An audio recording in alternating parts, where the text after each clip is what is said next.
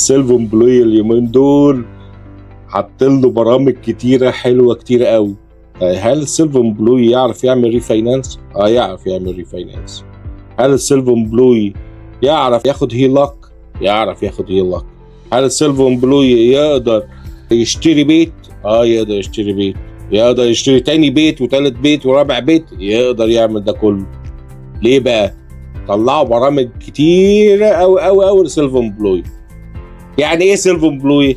واحد شغال عند نفسه، يا اما بقى يكون عنده بيزنس يا اما بياخد 1099. ده السيلف امبلوي. ايه بقى البرامج عم جورج؟ في اشهر 2 برامج. ايه هما؟ بنك ستيتمنت لون، بناخد الجروس اللي داخل. يعني انت مثلا لو عندك ليكر ستور ولا سموك شوب او صاحب بيزنس انجينير وعندك البيزنس بتاعك بتاع كونستراكشن، اي حاجه داخله في البنك ده بيتحسب انكم وبنقص منه الاكسبنسز. ده كده اول واحد.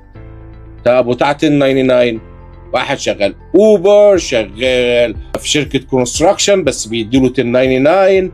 واحد دكتور، في دكاتره كتيره بياخدوا 1099. في حاجات كتيره. طيب هنعمل ايه؟ ايه الحاجات الاساسيه بقى لازم تعرفها؟ لازم تكون عندك 2 في الشغلانه. ده اول حاجه. وتحط كام داون بيمنت؟ الداون بيمنت بيتحط من 10 ل 20%. لازم يكون الكريدت سكور بتاعك 680 واعلى. فالثلاث حاجات دول اساسيين. فالسيلف امبلوي اليومين دول بقت العمليه سهله وبسيطه قوي قوي قوي قوي.